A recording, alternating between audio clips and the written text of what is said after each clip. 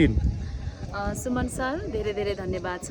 राष्ट्रिय सङ्ग्रहालय सिन्धुली कलाघरका अध्यक्ष आदरणीय सुमन सर, मलाई हजुरलाई भन्नु धेरै छ तर हजुरले 1 मिनट मात्रै भन्नुभयो। त्यही भएर म त कस्तो के हुन्छ नि, तपाईसँग पहिला भेट्दाखेरि र अहिले भेट्दाखेरिमा यति धेरै चेन्ज गरिसक्नु भएको रहेछ। आफ्नो कला, सिप, क्षमता, जाँगर सबै कुराहरू यहीँ खनाउनु भएको छ।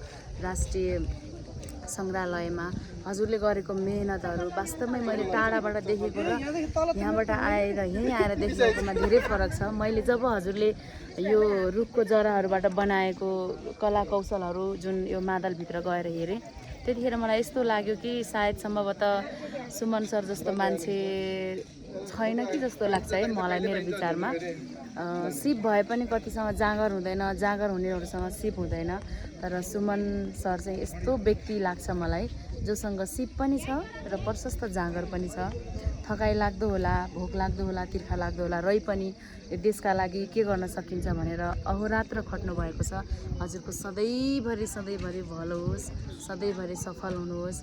हजुरलाई पनि कति धेरै अप्ठ्याराहरू होलान्, कति धेरै उतार चढावहरू होलान्। मैले सामान्यतया बाँचेको जिन्दगीमा त कति दुःख सङ्घर्षहरू छ भने हजुर यत्रो टिमसँग अगाडि बढिराख्नु भएको छ। त्यसैले सजिलो त पक्कै पनि छैन, र पनि कहिल्यै पनि हार नमानेर सधैँभरि अगाडि बढिराख्नुहोस्। हाम्रो तर्फबाट स्पेसली मैले के गर्न सक्छु हजुरहरूको लागि, कहिले पनि नहट बढाएर, कहिले पनि धक नमानेर हजुरहरूकै परिवारभित्रको एउटा सामान्य सदस्य सम्झेर मलाई भन्नुहोला। र मैले हजुरलाई एउटा कुरामा पनि एकदम थ्याङ्क यू भन्न मन छ। विशेष गरी मैले बिचमै कुरा काटेँ, यो हौसला र सुझावको लागि मेरो मनदेखि म र हाम्रो टिमको तर्फबाट हजुरलाई धेरैभन्दा धेरै धन्यवाद। अब यो अगाडि गर्दै गरेको प्रयासको कुरा भयो। हजुर, मेरो नराम्रो बानी हजुरलाई के लाग्छ सुधार्नुपर्ने अझ अपेक्षा?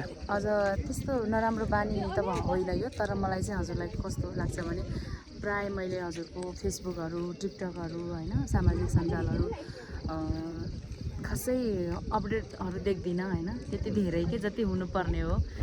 किनभने समय परिस्थिति जसरी चलेको छ त्यसरी हामी पनि चल्न जान्नै पर्दो रहेछ होइन। त्यही भएर अलिक धेरै अपडेट भइदियो हुन्थ्यो जस्तो लाग्छ होइन, त्यो मेरो धारणा हो। हजुरलाई अब के कारणले रोकेको छ होइन त्यो मलाई थाहा छैन, तर हजुरले जति यो कामहरू गर्नुभएको छ नि, यो कामहरू त्यति धेरै सामाजिक सञ्जालमा नआएको जस्तो लाग्छ। मेन एउटा कुरा त्यो अब कसरी हुन्छ सुधार गर्नु पर्यो, 1 नम्बर। 2 नम्बरमा चाहिँ यति धेरै ज्यान दिएर काममा लाग्नु त ठिकै हो, तर स्वास्थ्यलाई पनि ख्याल गर्नु होला। हजुरको सबभन्दा पहिला त हजुर ठिक हुनुपर्छ, हजुरको स्वास्थ्य राम्रो हुनुपर्छ। त्यसैले समयमा खानु होला, समयमा सुत्नु होला होइन। अनि बल्ल यो कलाघर जस्तो भएको छ तपाईँहरूको मेहनतले। सबभन्दा पहिला आफूलाई एकदम धेरै ध्यान दिनु होला, मलाई चिन्ता लाग्यो। तेस्रो नम्बर त्यति हो, 2 नम्बर मात्रै। बस मेरो 2टा मात्रै। तेस्रो नम्बर छिट्टै बिहे गर्नु होला। बस ए होइन, तेस्रो नम्बर छिट्टै बिहे गर्नु होला, त्यो त मैले जिस्केर भनिहालेँ। हिजो चाहिँ यहाँ कतिपय यहाँ आउनुभएका दर्शक होइन, कति धेरै मान्छेहरू आउनुभएको थियो नि त, उहाँहरूले चाहिँ कलाघरमा पनि एउटा खतरा जस्तो भने त्यस्तै गाउने केटी भइदिया भए भन्ने खालको कुरा सुनेको थिएँ कि मैले। त्यो पनि कतैबाट यसो व्यवस्था बस ल यो कुरालाई कसले मध्यनजर गर्नुपर्ने हो भन्ने कुरा पनि अब भनिराख्नै परेन। हजुर एकदमै। हजुरलाई धेरैभन्दा धेरै धन्यवाद। यो लगभग झन्डै 6-7 वर्ष अगाडिको भेट र अहिलेको भेट पक्कै पनि एक खालको जुन आत्मीयता छ यो निरन्तर नै रहोस् भन्ने अपेक्षा चाहिँ मेरो व्यक्तिगत तर्फबाट नेपाली कला क्षेत्रमा हजुरको पाइला एकदमै निरन्तर अगाडि बढिरहोस् र सिन्धुली कलाघरलाई सम्झेर आइरहिदिनुहोस् भनेर त मैले भन्नै पर्यो। एकदम आइराख्छु। धन्यवाद।